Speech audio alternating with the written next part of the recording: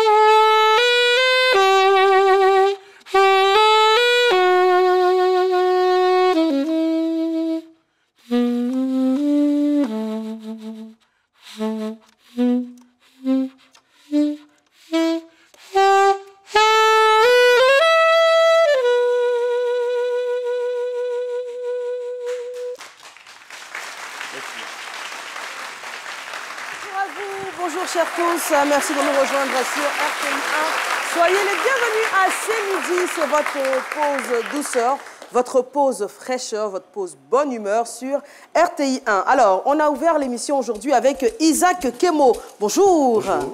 Merci d'être présent sur le plateau de ce midi. Alors, on a pu le voir, vous êtes un virtuose du saxophone alto. C'est ça? Je l'accepte. Alors, on précise que vous jouez également de la clarinette et du soprano. Et avec vous, chaque concert est un véritable voyage musical. Et d'ailleurs, vous invitez tout le monde à décoller. C'est ce samedi 4 mai à Azalai Hotel à 19 h pour la journée internationale de jazz. C'est bien ça? Aujourd'hui, c'est la journée mondiale du jazz, le 30 avril. D'accord. Initié par l'UNESCO et Herbie Hancock. Et puis, je pense qu'il faut vraiment accentuer toutes les actions autour de voilà. Jazz. C'est bien ça, Jazz Gogo.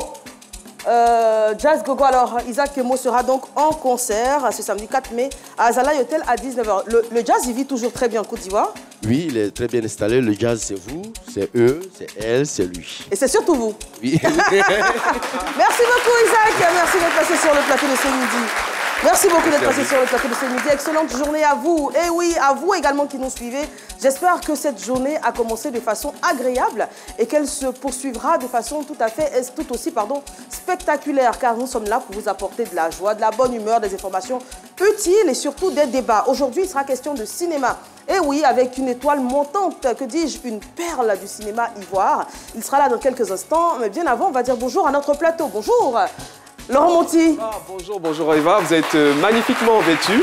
Oh merci. Et je reconnais quelques magnifiques couleurs de mon pays. Il y a du vert en tous les cas et dans nos cœurs, il y a du vert, du jaune et du bleu aujourd'hui. Vous saurez pourquoi. Exactement, on saura pourquoi. Alors finalement, on a tous une touche de vert sur ce plateau. Monsieur Laurent Monti, c'est dans votre cœur. Moya Kwakoukan le porte sur sa tête. Bonjour Moya Kwakoukan. Bonjour Eva, bonjour à tous nos téléspectateurs. J'aimerais faire un petit coucou aujourd'hui donc à tous les amoureux de jazz, étant donné que c'est la journée aujourd'hui, et puis faire un coucou aussi du côté de Béoumi à tous ces téléspectateurs qui sont bien assidus devant leur poste de télé tous les jours. Très bien. Et lui, le vert, il le porte carrément sur lui, avec cette magnifique veste. Mohamed Lamine Sanogo, bonjour. Bonjour Eva, bonjour Eva. Alors, moi, j'aimerais redire que c'est une grâce pour moi de me retrouver sur ce plateau avec vous, avec tout ce public, et je suis content d'être de retour aujourd'hui. Ben oui, parce que vous ne vous portiez pas très bien la semaine dernière. Vous travaillez trop, hein. Décidément, toujours des bobos, on va commencer à vous coller, monsieur. J'ai compris, merci Eva. Et puis, celui qui va compléter ce plateau, alors c'est malheureusement un journaliste qui n'a pas remporté de prix au dernier Ebony. On le sait, le super Ebony est de la maison de la RTI puisqu'il officie sur Radio Côte d'Ivoire. Et nous avons également des journalistes de la RTI qui ont été primés. D'ailleurs, vendredi, on aura une émission spéciale Ebony avec tous ces grands noms du journalisme qui font honneur à la télévision nationale. Mais lui, malheureusement, il nous vient de Yamoussoukro. Il a mis du temps à arriver tant la défaite a été amère à assumer. On accueille tout de suite Le philosophe.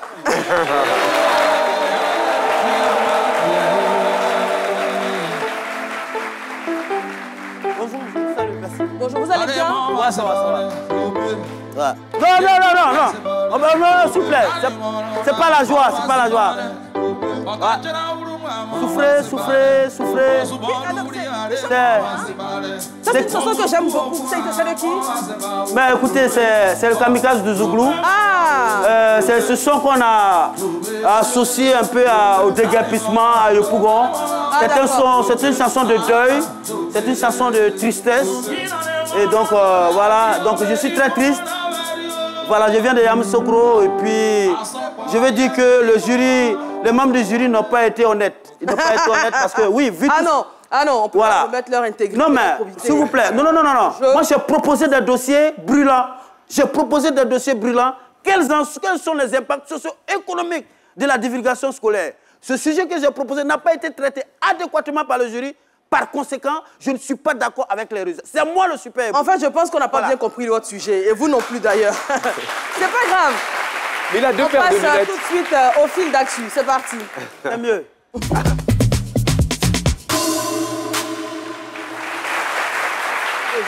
peut pas comprendre que dans un pays de trucs où des journalistes que nous travaillons et qu'on donne des prix aux autres. Avec tous ces sapes-là.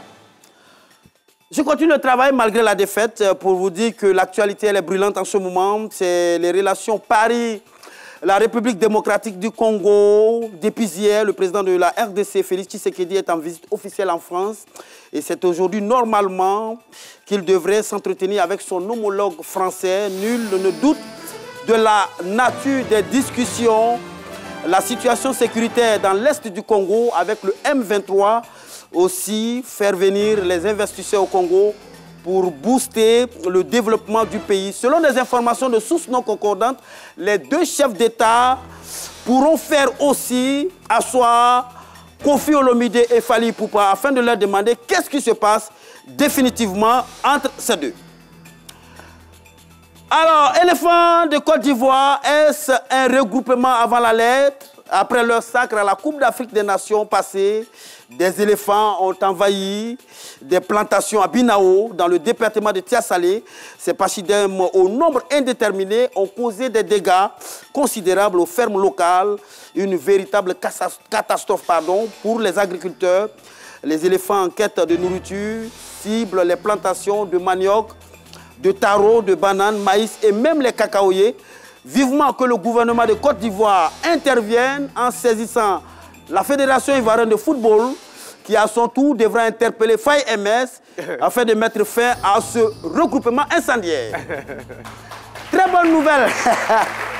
Très bonne nouvelle pour la musique ivoirienne.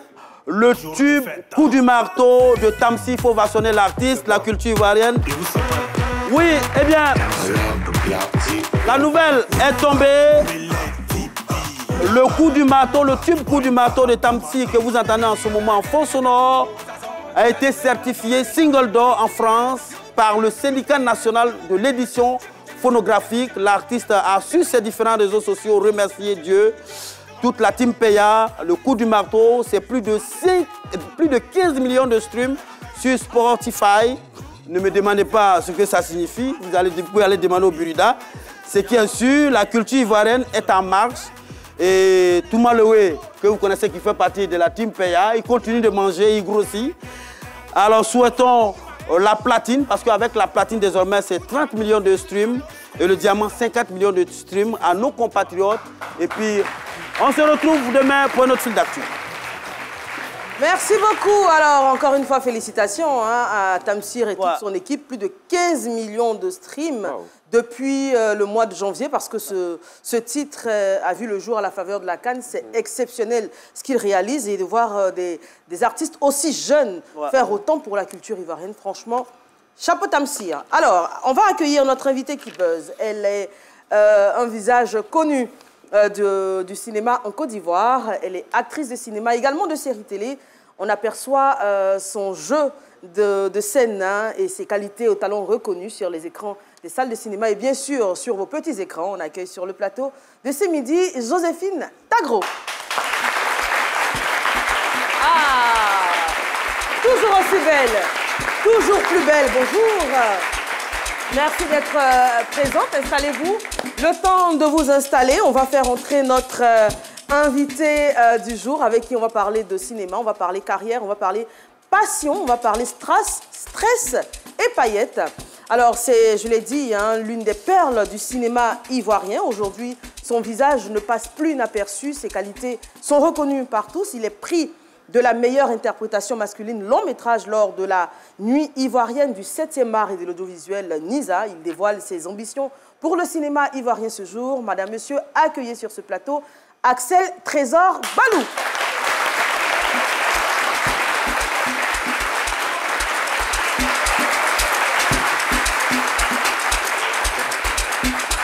Bonjour Axel Trésor, comment vous allez? Je vais bien, bonjour à tout le monde. Merci d'être présent sur ce plateau. Vous connaissez sûrement hein, Joséphine Tagro. Oui, alors bien sûr, comment ça bien va sûr. en ce moment? Ça va très très bien par la grâce de Dieu. Et l'actualité? Déjà sur 2, j'ai un tournage. Et puis tout le long du mois de mai, je serai en tournage. D'accord. Voilà. Alors, vous êtes notre invité qui buzz. Vous allez bien écouter le témoignage d'abord de notre invité. Ensuite, le débat qui va suivre, vous serez invité à y participer à travers le buzzer que vous avez à votre droite. Vous pourrez l'activer 3 fois. Et à chaque fois, vos interventions seront chronométrées et dureront 1 minute. C'est bien? C'est bon? C'est bon. Le principe, il est acquis. Bon. D'accord. On va tout de suite suivre le portrait de l'invité. Il est signé Adji Raymond et Espérance Kouakou. À tout de suite. Pour une carrière en pleine ascension, Axel Trésor Balou peut être déjà fier. Ingénieur en sciences informatiques, la passion qu'il traîne depuis très jeune pour le 7e art finit par l'emporter à l'heure du choix de carrière. En se frottant à des acteurs confirmés, il affûte ses qualités intrinsèques jusqu'à arracher la confiance de réalisateurs qui le projettent à l'écran dans des films à succès. Nominé au Sotigui Awards en 2021, il remporte le prix de la meilleure interprétation masculine long métrage lors de la NISA, la Nuit ivoirienne du 7e art et de l'audiovisuel. Sur le plateau de C'est Midi ce mardi, Axel Trésor dévoile ses ambitions pour le cinéma ivoirien dans un show animé par Eva Amani et ses chroniqueurs. Pourquoi ne pas évoquer les péripéties liées au succès dans le métier, acteur en Côte d'Ivoire, stress ou paillettes, c'est le débat du thème. Eh oui, cinéma en Côte d'Ivoire, stress ou paillettes, le jeu de mots ne vous aura pas échappé. On essaiera de savoir, hein, finalement, c'est un métier certes qui fait rêver, parce qu'on vous voit sur les écrans, vous êtes beau, vous êtes glamour, mais derrière cette belle façade, que se cache-t-il? On en débattra. Mais bien avant, Axel Trésor Balou, vous êtes notre invité du jour. Vous êtes acteur aujourd'hui à l'affiche de plusieurs séries. Comment vous démarrez votre carrière? Faut dire que c'est déjà dès le bas âge. Quand je partais en colonie de vacances, j'avais cette facilité-là à interpréter pas mal de rôles. J'étais déjà narrateur dans des pièces de théâtre et mes moniteurs, lors de mes prestations, ont décelé ce talent-là en moi qu'il fallait que je puisse approfondir quand même mes connaissances dans ce milieu afin de pouvoir exercer dans ce domaine d'activité. Et comment vous approfondissez vos connaissances? Vous prenez des cours de théâtre, des cours de cinéma? Faut dire qu'après après ma formation en cycle ingénieur en sciences informatiques, j'ai décidé d'apprendre aussi le métier du théâtre. C'est dans cette optique que j'ai opté pour ce grand réalisateur-là et scénariste, Zadito Jonas, qui donnait des cours aux Beaux-Arts. Je me suis aux Beaux-Arts. Où? C'est où? C'est à l'INSAC? Non, c'est en Côte d'Ivoire, ici, vers... Ah d'accord, c'est une école en fait. La Riviera Golf. Ah d'accord, c'est une école qui n'a rien à voir avec l'INSAC. Non. D'accord, ok. C'est un institut, une formation qu'il a créée pour pouvoir montrer, donner son savoir aussi aux jeunes qui veulent apprendre ce métier-là. D'accord. Axel Trésor, j'aimerais savoir pourquoi vous n'allez pas directement vers les Beaux-Arts? Pourquoi vous faites d'abord une licence en sciences économiques? Vous savez, nous sommes en Afrique. Hein. Déjà, ce métier-là, avec tellement de préjugés, j'ai décidé de finir déjà ma formation en sciences informatiques, aller à l'école, comme on dit, travailler dans le bureau en griffe. C'est ce que nos parents voulaient. Sinon, c'est ce qu'ils veulent toujours. Et pour moi, il fallait quand même finir ma formation en sciences informatiques avant de pouvoir m'adonner à ce beau métier qui est le cinéma. Et parlons de vos parents justement, comment ils accueillent, comment ils vivent votre passion pour l'écran? Bon, ça, je vous fais une confidence. C'est le premier plateau même sur lequel je parle de ça. Vous savez, à un moment donné de ma vie, il y a mon père qui est tombé malade. D'accord. Et vous connaissez nos papas, comme ils sont assez durs et rigoureux. On perd ta formation, va à l'école et va ensuite travailler dans un bureau. Et quand il tombe malade, je dirais pas, je ne sais pas si je peux dire heureusement ou malheureusement, je ne sais pas. Jusqu'à présent, je me pose des questions. Si mon père était encore en vie, est-ce que j'allais effectuer, est-ce que j'allais vraiment exercer ce domaine-là? Mais je veux dire, par la grâce de Dieu, j'ai ma mère qui est là, qui m'a soutenu, qui m'a apporté beaucoup, qui m'a vraiment donné des conseils pour ne pas déraper, pour ne pas être cédé dans la dépravation. Oui, je pose cette question à dessein parce que vous l'avez dit à l'entame de l'émission, on a beaucoup de préjugés sur le métier d'acteur. Bien sûr. Sûrement que vos parents en avaient également. Bien sûr. Vous avez parlé de dépravation, on a tendance à associer ce milieu-là à l'alcool, au vice. Voilà, merci, au vice en général. Donc votre maman qui est là aujourd'hui, elle est rassurée? Je peux dire en majeure partie oui, parce que j'ai reçu quand même cette éducation-là qui ne me permet pas de pouvoir céder à certains nombres de vices qui m'apportent aussi des conseils dans mon milieu, même si elle ne sait pas grand-chose du milieu, elle essaie tant bien que mal de donner aussi des conseils à son fils que je suis pour ne pas déraper, comme je dis, et suivre la voie qu'elle m'a inculquée. Oui. Alors, vous avez parlé de théâtre tout à l'heure. On se rend effectivement compte que beaucoup d'acteurs, plusieurs acteurs, passent par le théâtre avant d'effectivement embrasser ce métier d'acteur. Comment le théâtre, est-ce que déjà ça apporte et qu'est-ce que ça vous apporte d'être passé par le théâtre avant de vous lancer dans cette carrière? Et ça m'a apporté énormément. Vous savez, aujourd'hui, par abus de langage, pas mal de personnes disent « oui, je suis comédien ». Et on a tendance aussi à assimiler la comédie à l'actorat? Non, à l'humour. À l'humour, d'accord. Alors que c'est pas ça. Un comédien, c'est quelqu'un qui a fait du théâtre et ça n'a rien à voir avec un humoriste.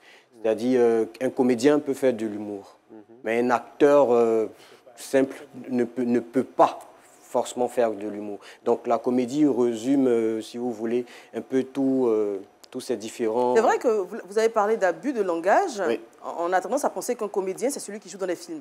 Alors que celui qui joue dans les films, c'est l'acteur. Le comédien, c'est celui qui fait les planches. Et celui qui fait de l'humour, c'est de l'humoriste. Bien sûr. D'accord. J'ai une question, s'il vous plaît. Je vous ai vu dans les coups de la vie. Voilà, on a tous été emballés par votre prestation. Alors, comment est-ce que vous faites pour camper tous ces rôles si bien? Il y a beaucoup de gens qui vont dans un seul registre, alors que vous arrivez à tous les camper. C'est un peu la force du directeur artistique, du réalisateur ou de la réalisatrice, aussi de l'acteur, de ne pas toujours jouer les mêmes rôles. Je veux dire, quand on tourne, on a quand même cette équipe-là autour de nous qui essaie de nous orienter, même si on essaie de, nous, à notre niveau, se documenter sur le personnage qu'on doit jouer, sur la manière dont on doit se tenir, tout ça. Donc, c'est tout un travail de longue haleine et tout un travail d'équipe. Donc, avec la réalisatrice ou le réalisateur, on travaille en parfaite symbiose, ce qui nous permet d'avoir ces différents résultats-là et de ne pas sombrer toujours dans la monotonie. Bravo en tout cas. Est-ce que parmi tous ces rôles-là, il y a un rôle dans lequel vous vous sentez à l'aise? Parce qu'il y a des rôles parfois, tu es obligé de bosser, il y a des rôles qui viennent naturellement, que vous jouez naturellement. Dans quel registre vous vous sentez le plus à l'aise? Vous avez joué les rôles de beau gosse, des rôles de volet, tout ça là. Apprenti Baka. Voilà, dans quel registre vous vous sentez? Je ne dirais pas dans quel registre je me sens plus à l'aise. Je dirais plutôt quel est le rôle qui a été le plus difficile pour moi. Parce que je me dis que je peux quand même interpréter pas mal de rôles et tous ces rôles-là me plaisent. Oui, Lequel a été le plus difficile alors? C'est Charles Ronel. D'accord, très bien. Alors, c'est vrai que tourner dans un film, ça demande beaucoup de patience. Hein. Moi, j'ai fait l'expérience, notamment dans Les coups de la vie, dans la première saison. Ah oui, c'est vrai. Voilà, je fais un coucou à Franck Bley, qui m'a fait confiance pour mon premier rôle. Et puis également à Kissy Delta, parce que j'ai tourné également dans Ma grande famille. Ah. C'était très difficile pour moi. C'était la première saison pour vous? Oui. Alors, c'était très difficile pour moi. Parce que, à la différence de l'animation, il faut ignorer la caméra. Alors que moi, mon métier, c'est d'être animatrice et de regarder la caméra. Et c'était compliqué parce que j'avais tendance toujours à chercher la caméra en me disant des formations professionnelles. Et puis, deuxième chose, ça met énormément de temps. Ouais. Pour tourner une séquence de peut-être 3 minutes, on peut prendre carrément une journée. Wow. Ah oui. Ça vous a déplu? Ça m'a freiné, je dirais. C'est très long de tourner. Et vous voyez, c'est un peu ça, en fait, ce qui nous frustre en griffe, nous les comédiens, de savoir qu'aujourd'hui, notre métier n'est pas aussi valorisé comme on le veut. Et vous savez, pour Charles Ornel, il arrivait des jours où on tournait, on commençait aujourd'hui à 14 h et on finissait le lendemain à midi. Et quand on finit ça, quand je dis que Charles Ornel a été vraiment un personnage difficile, c'est tant psychologique, en termes de jeu, en termes de fatigue, ça demandait énormément d'efforts à fournir. Et quand on finit de tourner ce genre de personnage, où, comme elle a dit tout à l'heure, Eva, qui prend énormément de temps, et que par derrière, tu te présentes en tant que comédien, on te dit oui, mais après ça, qu'est-ce que tu fais? C'est un peu frustrant quand même pour moi. Mais il y a le cachet quand même, quelle que soit la durée, ou bien, voilà. Il y a un souci au niveau du cachet, des contrats. Non, il faut dire que notre cinéma est en train de prendre de l'ampleur. Du coup, les cachets aussi ont tendance à augmenter. Moi, j'ai une question. Vous avez tourné, je pense, dans 26 séries et films différents. Et aujourd'hui, quand même... Un peu plus, waouh. Vous commencez quand même à être connu en Côte d'Ivoire. Est-ce que vous avez des projections à l'international? Bien évidemment, comme tout acteur. Bien évidemment, on envisage aussi d'aller, pourquoi pas, se frotter à Nollywood, à Hollywood. On attend que la chance nous sourie. Et par-dessus tout, on continue toujours de travailler. Exactement. Alors aujourd'hui, on voit que l'industrie cinématographique en Côte d'Ivoire est très, très dynamique. Hein. Bien sûr. On espère atteindre d'ici peu Nollywood, Nollywood, c'est carrément un autre niveau, hein, c'est un autre level. Mais en tout cas, en Côte d'Ivoire, il y a beaucoup de productions, beaucoup de maisons de production, beaucoup de producteurs, beaucoup d'acteurs qui éclosent. J'ai bien conjugué? Oui, éclose. Okay. D'ailleurs, comment on dit, c'est Babywood. Voilà, Babywood. Et d'ailleurs, on va faire une seconde. On va faire un coucou, hein, rendre hommage à Baba Coulibaly, qui est à l'origine du terme Babywood, parce que c'est sa création, c'est lui qui a inventé le terme Babywood. Malheureusement, il n'est plus, mais Babywood est toujours là. Et comment se porte Babywood aujourd'hui? Babywood se porte bien.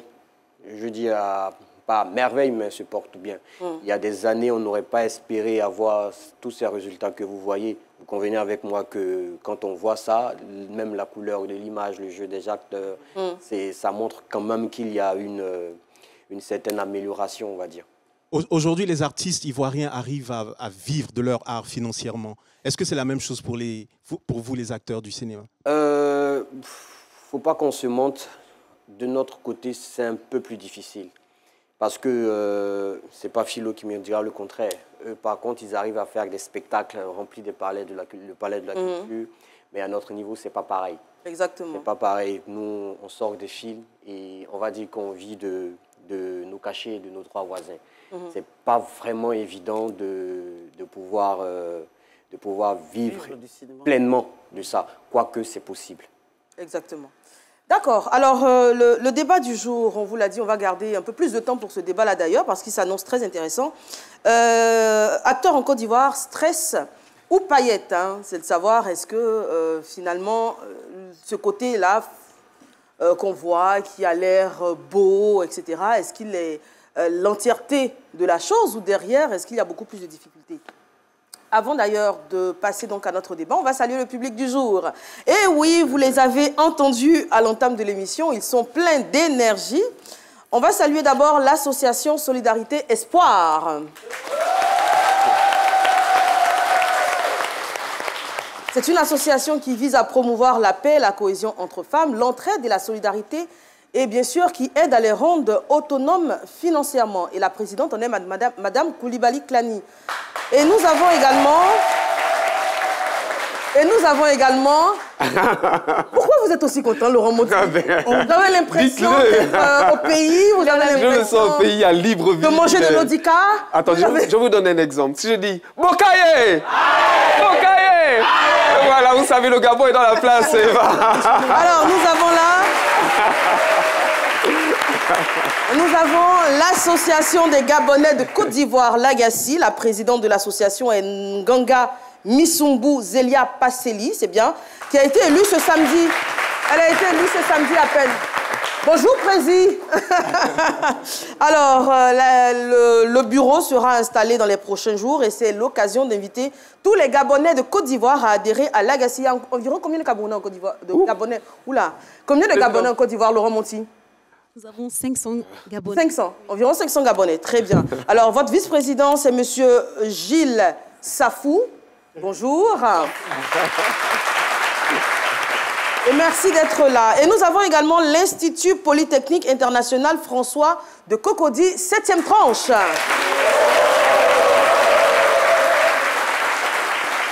Alors, il faut préciser une chose. L'école a été classée première au concours d'innovation technologique organisé par le ministère de l'Enseignement supérieur et de la Recherche scientifique. Bravo. Félicitations. Félicitations et félicitations aussi à messieurs Konamba et Jean-Daniel Kofi qui en sont respectivement les responsables et coordinateurs. Merci beaucoup. Je me vois là. La jeunesse dynamique de la Côte d'Ivoire ainsi. Alors, on va passer tout de suite au débat. C'est parti, jingle.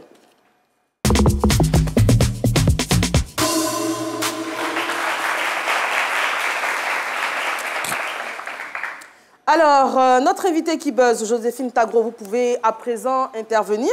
On va donner rapidement votre palmarès, votre filmographie, parce que quand même, vous avez fait depuis 1982, où vous jouez dans Télé pour tous. Bravo. Ah oui. Où vous jouez dans Télé pour tous avec Gazé Cagnon et Jean-Baptiste Biennet. Vous avez joué également dans Ma Famille, dans Le Clash, dans Classe A, la fameuse série. Bien sûr, on s'en souvient. Ah, pardon. Dans Classe A, vous étiez en couple avec un jeune élève. Je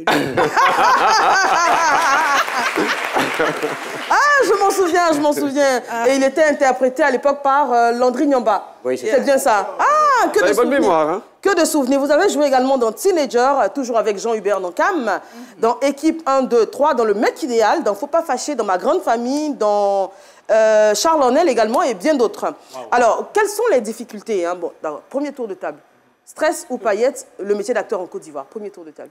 Moi, je dirais beaucoup de stress et très peu de paillettes en Côte d'Ivoire. Beaucoup de stress et peu de paillettes. Oui. Des paillettes pour des happy few et beaucoup de stress. D'accord. Malheureusement. Mais pour les moins anglophones d'entre nous, qu'est-ce que ça veut dire? Les happy few, donc pour peu d'entre eux, des paillettes. Mais moi, j'avais compris, c'est pour vous. Alors, malheureusement, c'est beaucoup... ils veulent faire... Malheureusement, les acteurs veulent faire paraître comme s'il y a beaucoup de strass et paillettes, alors que c'est tout le contraire, il y a beaucoup de stress. Docteur Philo?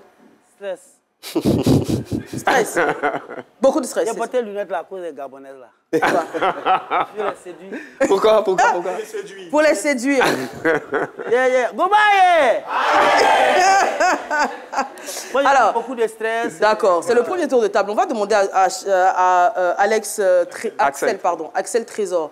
Quelles sont parce qu'on a parlé de votre parcours, mais sans évoquer les difficultés inévitables que vous avez rencontrées. Quels cailloux vous avez eu sur votre chemin? Déjà, dans mes débuts, c'est un peu difficile quand tu viens tourner et que tu te retournes avec 3000 francs toute la journée. Francs CFA. Francs CFA. Pour des grosses prods. Bon, je ne dirais pas de nom ici, mais c'est arrivé. Pour une première fois, venir tourner, taper toute une journée et qu'au final, on te donne 3000 francs. Je veux dire que si ce n'est pas l'amour, la passion, je pense que là, quand tu rentres à la maison, tu abandonnes. Mais je veux dire qu'à force de travail... Alors, Joséphine Tagro, premier buzz. Stress. Stress. À gogo. Ouais. Pourquoi? Pour quelle raison? Ah ben... Pour beaucoup de raisons. Hein. Beaucoup de raisons. Parce que une fois on te voit sur l'écran, ça c'est du côté des parents.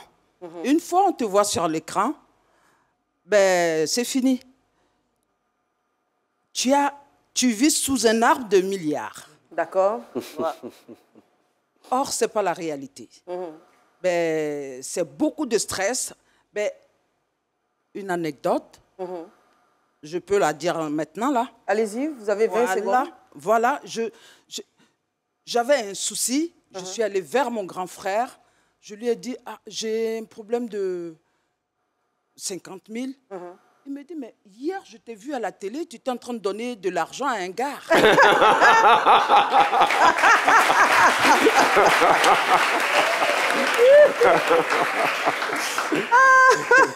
C'est vrai qu'on va évoquer ces difficultés-là. Je me souviens d'une interview de A-, qu'on a vu notamment dans ma famille et qui disait que quand vous donnez de la notoriété, de la célébrité à des gens sans les mesures d'accompagnement, vous les rendez encore plus pauvres. Parce qu'elle disait qu'elle, pour parler de son cas, elle était obligée de vivre au-dessus de ses moyens. Parce qu'elle ne pouvait plus prendre de baka, elle ne pouvait plus prendre de woro-woro. Elle disait qu'elle ne pouvait plus prendre de bus non plus. Parce que les gens avaient tendance à l'invectiver en disant « Mais toi, avec tout l'argent que tu as gagné, qu'est-ce que tu fais là ?» Donc forcément, quand tu n'as pas, tu es tenté de faire des escroqueries, beaucoup de doubler les gens, en fait, pour pouvoir vivre une vie au-dessus de tes véritables moyens. On en reparle tout de suite, juste après la pub. Après la SIM, la micro-SIM, la nano-SIM, entrez dans le futur avec la nouvelle technologie eSIM de Move Africa. L'eSIM Move Africa est disponible sur des smartphones iOS, des terminaux Android ou des tablettes. Vérifiez la compatibilité de votre smartphone dans vos paramètres et rendez-vous à l'agence Move Africa la plus proche. Ou tapez étoile dièse 06 dièse. Une fois que l'ID apparaît, il vous confirme la compatibilité de votre téléphone. Move Africa, un monde nouveau vous appelle.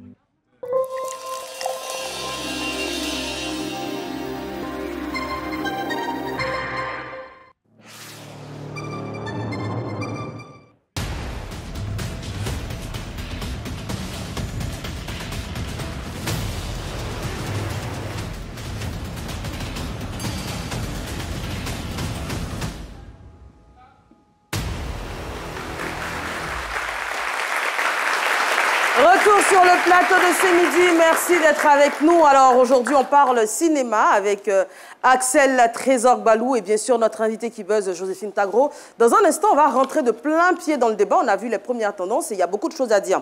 Mais bien avant, on va accueillir sur le plateau des artistes qui nous viennent du Congo, c'est bien ça, Fayates et Niboma. Voilà. Bonjour à vous, merci de votre présence. Décidément, aujourd'hui, l'Afrique centrale est bien représentée. Vous êtes en Côte d'Ivoire pour faire un coucou au public, c'est ça? Et témoigner votre reconnaissance aux Ivoiriens pour leur soutien. C'est bien ça, hein? Oui, bonjour à tout le monde. Je suis là pour vous parce que mon arrivée ici, c'était pour une visite privée. Mais comme on m'écrit beaucoup sur les réseaux sociaux, je me suis décidée pourquoi ne pas venir vous saluer moi-même avant de prendre mon avion cet après-midi pour Paris. Merci beaucoup. Et vous allez passer le micro. Vous allez lui passer le micro à oui. Niboma. Niboma, c'est ça, bonjour. Bonjour. Et vous partez également aujourd'hui? Si. D'accord, vous avez apprécié la Côte d'Ivoire? Ben, ça, c'est mon deuxième pays. D'accord, donc tout se passe bien alors? Très bien. Merci beaucoup. Merci à vous et merci de votre visite. Merci d'être passé sur le plateau de ce midi. Alors, on revient à notre débat et on rentre tout de suite dans les explications. Laurent Monti, vous avez dit pour vous, c'est stress. Pourquoi? Il y a beaucoup de stress parce que, comme vous l'avez dit déjà tout à l'heure, déjà pour incarner ce rôle, les différents rôles, il y a beaucoup de textes à retenir, il y a beaucoup de travail derrière. Nous, on voit par exemple une série de 52 minutes ou j'en sais rien, mais c'est beaucoup de temps déjà. Et comme on a dit, contrairement peut-être à d'autres pays ou d'autres contrées où les acteurs vivent vraiment décemment, ici, encore, c'est un peu balbutiant, on ne vit pas décemment de son métier. Et le troisième point que je vais aborder, ce sont les rôles qu'on incarne parfois, qu'ils incarnent, et qui leur collent à la peau, ces rôles-là font qu'aujourd'hui, par exemple, je ne vais pas citer Charles Onel, mais il peut être détesté. Moi, souvent, je l'embête, je dis, mais Charles Onel, je vous déteste, vous êtes très méchant. Et ça, c'est arrivé aussi à Angéline Nadier, qui incarnait le rôle de la belle-mère de Delta, et voilà, donc vraiment, ça lui collait à la peau. Donc, c'est beaucoup de stress. Les paillettes, c'est vraiment un instant à la télé, mais derrière, il y a vraiment, vraiment beaucoup de stress. Et vous parlez de rôles qui collent à la peau, également, paix à son âme, Lance Touré, qui interprétait le rôle de Serapo dans Sida dans la Cité. Il a dit qu'une fois, il était dans un Woro-Woro, il y a une dame qui était montée, elle avait beaucoup d'affaires, elle avait son bébé, et il a voulu l'alléger, il lui a demandé de lui donner le bébé. Elle a dit non, non, non, tu as le Sida, tu touches pas à mon enfant. Alors que c'était qu'une série, effectivement. Il y a certaines personnes qui ont du mal à faire la différence entre le rôle et l'acteur. Oui, j'aimerais rebondir sur ce que Laurent Monti dit. Le cinéma ivoirien, même si aujourd'hui il est en expansion, il a quand même encore des problèmes de professionnalisation. Donc les acteurs ne vivent pas décemment. Et ça, c'est un gros problème, c'est une source de stress importante. La formation aujourd'hui, elle n'est pas aussi développée qu'on aimerait qu'elle le soit. Et le dernier point que j'aimerais aborder aussi, c'est toutes les questions de droit de cuissage. On avait eu lors du hashtag MeToo, notamment au Burkina, où les actrices étaient levées pour dire qu'elles subissaient énormément de harcèlement, qu'elles n'étaient pas protégées et que parfois il fallait bien passer par là pour décrocher des rôles.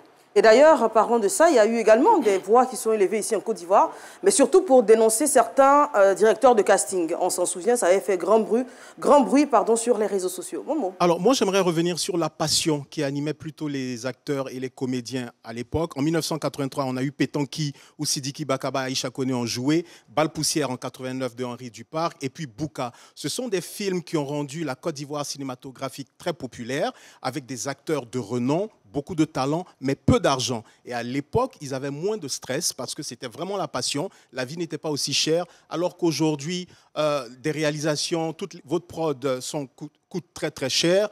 Et vraiment, il faut rémunérer les acteurs. Donc, du coup, il y a beaucoup de stress et moins de paillettes.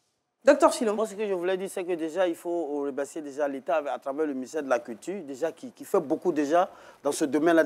On voit beaucoup d'une évolution depuis 2008, je crois. Il y a le FONSIC également. Il y a le FONSIC, il y a l'Office national même du cinéma, mais en Côte d'Ivoire qui est là, c'est une structure étatique qui est là, qui s'occupe du cinéma. Mais les acteurs eux-mêmes, vraiment, il faut qu'ils restent professionnels. Il faut qu'ils soient professionnels parce qu'il y a plein qui viennent pour se faire voir, le matuvitisme.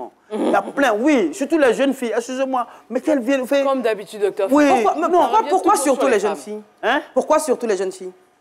Ah, mais c'est je vois beaucoup à train, c'est moi, et tout dans tel film, et tout dans tel film. Moi, je suis d'accord avec lui. Vous les voyez souvent, il y a des jeunes dames, Eva, qui doivent jouer des rôles atypiques de femmes du village. Elles ont leurs ongles qui sont faits, des cheveux. C'est pas du naturel. Oui, mais ça c'est pas la faute de l'actrice, c'est la réalisation. Écoutez, tout le monde veut faire rapidement pour avoir un franc, pour pouvoir vendre au studio. Donc c'est la faute des réalisateurs, c'est pas la faute des actrices. Parce que quand tu es casté... on doit les juger. Quand tu es une actrice et que tu es casté, on te donne ce que tu dois faire. Il y a un costumier qui est là pour t'habiller, pour te coiffer, etc. Et si le costumier ne fait pas son travail, ce n'est pas de la faute de l'acteur. Alors, donc, je disais, pour terminer, je disais qu'il faut que les acteurs eux-mêmes se prennent au sérieux. Quand on vous sollicite pour le tournage, pour un tournage, il faut signer des contrats. Il ne faut pas être partisan du nombrilisme. C'est-à-dire, il y en a même qui vont... Excusez-moi, voilà pourquoi on tasse même de ce milieu-là, des milieux malsains où il y a trop de vices. Et certains même vont à se prêter le corps pour ne serait qu'avoir un rôle. Mais c'est le droit de cuissage, pardon. C'est le droit de cuissage que vient d'évoquer Moya. Et quand il y a droit de cuissage, ces femmes-là sont victimes. Quand c'est le réalisateur ou bien elles sont victimes, il faut le dire clairement. Quand vous dites droit de cuissage, c'est quoi? C'est quand, par exemple, le gars il fait du chantage, le producteur, tout ça, ou le réalisateur fait du chantage, afin de peut-être prendre une fille dans son truc. Mais quand c'est elle-même qui va vers lui pour l'en imposer, c'est le droit de quoi? Elle ne lui impose rien du tout. C'est le devoir. Elle ne lui impose rien du tout. Elle ne lui impose rien. Non, elle ne lui impose rien. Écoutez, on peut vous imposer à vous des rapports sexuels, docteur Filon? Mais non. Ça c'est au quotidien, mais j'en refuse. Je me connais. Mais Filon. Je donne un exemple. En 2017, j'ai fait exprès sur ma page Facebook. J'ai voulu quand même, parce que j'avais un projet un projet sur un truc humoristique de 3 minutes. Et je lance un casting à l'université ici, Félix Bani, sous les arbres là, vous connaissez. Qu'est-ce qu'on m'a pas dit, ces jeunes filles qui m'ont approché pour qu'elles rentrent dans ce film? Mais je n'ai pas cédé. Je n'ai pas cédé. Donc, vous dites, la plupart, quand elles viennent, quand elles jouent le truc, quand on met les contacts et autres, et mon collaborateur, chaque fois, il dit, ah, faut dire Philo, vraiment, c'est vrai, même s'il ne nous a pas pris là. Mais nous, on est prêts à le prendre. Mais prendre pour m'envoyer où? Eva. Donc, il y a... D'accord, alors, non, il ne faudrait pas qu'on s'égare. Il ne faudrait pas qu'on s'égare sur ce plateau parce que ce sont des problématiques. Certes, on en rit sur le plateau, mais c'est des problématiques qui sont très sérieuses. Et des femmes sont victimes dans le monde du cinéma et Ailleurs, hein, ça existe, c'est pas propre au monde du cinéma. Des femmes qui sont victimes de ce qu'on appelle le droit de cuissage dans des entreprises un peu partout. Et c'est vrai que on en rigole, mais ce sont des problématiques très sérieuses. Moi, j'aimerais demander à Charles Donnel, pardon, à Axel Trésor. Axel Trésor, est-ce que vous avez été déjà, parce que vous êtes un beau jeune homme, hein, est-ce que vous avez déjà été l'objet de propositions, on dira, indécentes? Faut pas qu'on se monte, oui. J'ai déjà eu à faire face à des propositions indécentes. Mais... Du type droit de cuissage, c'est ça? Vas-y, c'est pas... Un peu de tout, on va dire un peu de tout. D'accord. Et ça existe dans tous les milieux, dans tous les domaines. Pas seulement en Côte d'Ivoire aussi. Ça existe aux États-Unis, ça existe en Europe, ça existe partout. Et deuxième chose, les contrats. Docteur Philo a évoqué les contrats. Quand vous travaillez, est-ce qu'aujourd'hui, tout est cadré avec des contrats? Aujourd'hui, force est de constater que beaucoup viennent au cinéma pour pouvoir juste avoir la visibilité. Certains d'entre nous ne considèrent pas véritablement ce secteur d'activité-là comme un véritable métier. Et c'est aujourd'hui quelque chose que moi je déplore. Aujourd'hui, par exemple, on ne dira pas à un médecin, oui, tu es médecin, mais après ça, qu'est-ce que tu fais? Mais on dira facilement à un comédien, oui, ouais, bon, tu es comédien. Mais qu'est-ce que tu fais à côté? Ou même quand tu pars même demander la main d'une femme. Ça fait rigoler, mais c'est un peu frustrant. Oui, les parents demandent, oui, c'est bien quoi. Mais... Ils n'oseront pas peut-être parler de ça en face de toi, mais par derrière, oui, ton gars, il est tout. Mais après ça, qu'est-ce qu'il fait? Oui, mais parce qu'aujourd'hui, on sait que le métier ne nourrit pas véritablement comme ça devrait.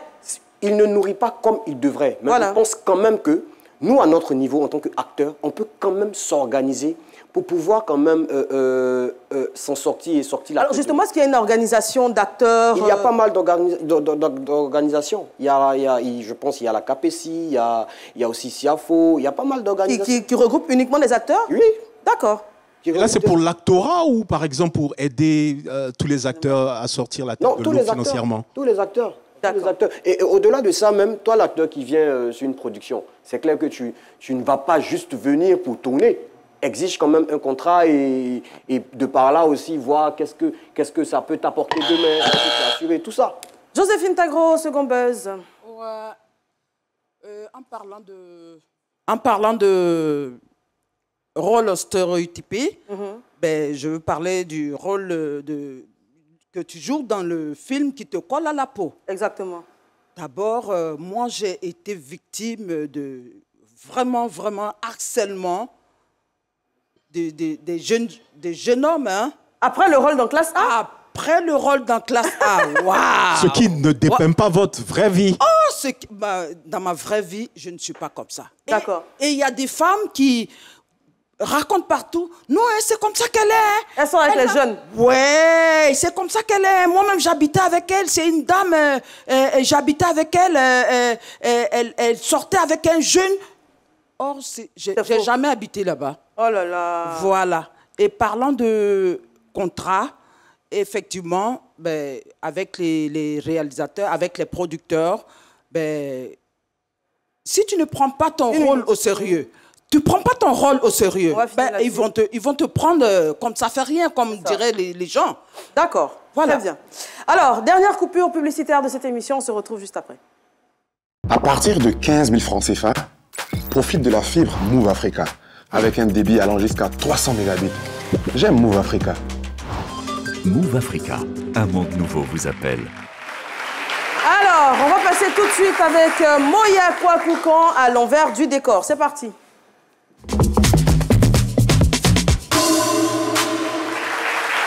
Vous l'avez peut-être remarqué vous aussi, sur les réseaux sociaux, les Françaises, les Américaines et les Ivoiriennes se ressemblent de plus en plus, comme si la mondialisation qui devait fluidifier les échanges financiers et les déplacements des personnes avait aussi accouché d'une vraie internationalisation des standards de beauté. Ainsi, on emprunte à chaque coin du globe des spécificités qu'on intègre dans une espèce de métissage de l'extrême, le tout amplifié par les filtres des réseaux sociaux qui sont de plus en plus performants. Alors, c'est vrai hein, qu'avant, dans l'imaginaire collectif, les fesses rebondies, les lèvres charnues, etc., c'était surtout l'apanage des femmes noires. En effet, Eva, pour constituer ce véritable puzzle humain, on a pris les yeux en amande des femmes asiatiques, les longs cheveux lisses des femmes indiennes, les dents éclatantes de blancheur des Peuls ou encore le teint hâlé des femmes des îles. Mais ce n'est pas tout. On s'inspire aussi des drag queens en ce qui concerne le maquillage avec la célébrissime technique du contouring qu'on voit à l'écran. Et on peut aussi citer les Afro-américaines comme inspiration pour ses ongles longs et décorés. Alors, loin de moi l'idée de condamner les femmes qui sont adeptes de cette mode. Le but de cette chronique, c'est vraiment de mettre en lumière un phénomène qui est non seulement social, mais qui a aussi des conséquences économiques et même des retombées sanitaires. Alors justement, on parle aujourd'hui, parce que je ne l'avais pas annoncé avant la chronique Mea Culpa, on parle de la mondialisation des critères de beauté. Et quand on parle de cela, évidemment, on parle business. Absolument. L'argent, c'est toujours le nerf de la guerre. Le secteur de la beauté, c'est un plein boom actuellement en Côte d'Ivoire. Chaque année, c'est 40 millions de boules de mèche qui sont vendues dans notre pays, ce qui fait quand même la coquette somme de 500 millions de francs CFA. Sur Instagram ou sur TikTok, les influenceuses rivalisent d'ingéniosité pour vendre leurs produits, pour se décaper la peau, faire grossir ou maigrir certaines parties du corps. Elles vendent des pommades, des suppositoires, des thés, des sirops qui sont très peu contrôlés par les autorités d'ailleurs et qui ne sont pas sans danger. Exactement, et c'est quand même moins radical, moins coûteux, peut-être pas aussi sûr, mais moins coûteux que certaines solutions. Aussi, alors, on assiste à une véritable banalisation de la chirurgie esthétique avec en tête le Brazilian Butt Lift ou BBL. Cette opération consiste donc à réduire la taille du ventre en augmentant celle des fesses et des seins. Si elle est de plus en plus courante sous nos cieux, il faut quand même rappeler qu'il s'agit de l'opération de chirurgie esthétique la plus dangereuse avec un décès pour 3000 opérations à cause du risque que la graisse injectée migre vers le cœur ou les poumons du patient. Risque encore plus important si l'opération n'est pas réalisée par un spécialiste. Certains analystes vont même jusqu'à parler de kardashianisation des jeunes. Alors qu'à l'inverse, justement, toute la famille Kardashian s'est fait retirer ses implants, s'est fait retirer toute cette graisse et va vers un physique beaucoup plus fin et beaucoup plus naturel. Comme quoi, alors finalement, que retenir ? Alors, l'homme est un animal social, la femme aussi. C'est plutôt normal de vouloir être dans les clous, mais quand ceci menace de sortir et de vous blesser, qu'est-ce qu'il faut faire? Le modèle dont je vous parle, donc, c'est un modèle qui est en expansion chez nous, mais qui est en déclin, comme vous l'avez dit, déjà ailleurs. On a vu plusieurs influenceuses et célébrités retirer ou diminuer leurs implants. La question se pose vraiment, faut-il risquer sa santé pour des standards qui sont si changeants? Exactement. La question se pose. Et merci de nous la poser, Moyakwa Koukan. Alors, on a encore 3 minutes, même pas, à peine 3 minutes. Voilà, on va finir avec le dernier tour de table. Alors, finalement, que retenir? Est-ce que, à l'aune de toutes les discussions qu'on a eues, vos points de vue du départ, lors du premier tour de table, sont encore les mêmes à la fin de la discussion? Ce sont les mêmes pour moi, mais moi je pense que ce qui doit primer, c'est la passion. Quand on est passionné, quand on est destiné à faire quelque chose en silence, même si au début c'est difficile. Et on a un exemple sur le plateau avec un acteur que j'aime tout particulièrement. Je pense que c'est un des meilleurs en Côte d'Ivoire. D'accord. Moya. Je pense que ce soit Madame Tagro ou Monsieur Balou, on voit bien qu'il y a énormément de stress. Je pense qu'on doit vraiment aller vers la professionnalisation de ce métier pour qu'au-delà de la passion, il y a des factures à payer, que les gens puissent s'épanouir totalement. Exactement. Les acteurs doivent être très radicaux en ce sens où ils doivent mieux travailler, ils doivent être beaucoup plus passionnés et surtout mieux organisés pour qu'on ait moins de stress et plus de strass et paillettes. C'est vrai qu'on a cité tous les mots qui sont dans ce milieu-là, mais il revient quand même à nos autorités quand même vraiment de mettre l'accent à travers des structures, surtout les écoles de cinéma en Côte d'Ivoire, plusieurs écoles de cinéma, industrialiser le milieu, pour qu'on soit des véritables baby-wood, c'est vrai, ça est là, mais on ne sent pas. Mais exactement, il faut que ce soit une industrie encore plus florissante. Parce que finalement, on le sait, il n'y a rien de mieux que le cinéma pour vendre un pays. On l'a vu avec la Cannes, on a vu toutes les vidéos qui ont été faites. Je pense que à la fin de l'année, on va calculer le nombre de touristes que ça aura apporté. Le cinéma, c'est une magnifique vitrine. Bien évidemment, on va prendre le dernier mot de Axel Trésor Balou. Moi, je pense qu'au-delà de tout, il faut déjà remercier le ministère de la Culture qui œuvre en son sein pour pouvoir développer ce secteur d'activité-là. Je remercie aussi le président Alassane Ouattara pour tout l'effort qu'il fournit dans ce domaine. Et au-delà de ça aussi, il faudrait que nous, acteurs, on puisse être quand même organisés. Il faudrait qu'on puisse travailler aussi pour qu'on soit payés sur notre talent. Et tous les filles. Juste Merci beaucoup, Axel Trésor. Merci encore à Joséphine Tagro. On a fini, on est au terme de l'émission. Merci beaucoup. Merci à l'association Solidarité Espoir. Merci à l'Institut Polytechnique International François de Cocody, 7e tranche. Merci bien évidemment à Caro Boutique qui a encore fait la magie. Et merci aux Gabonais aussi. Et puis merci également à l'Association des Gabonais de Côte d'Ivoire.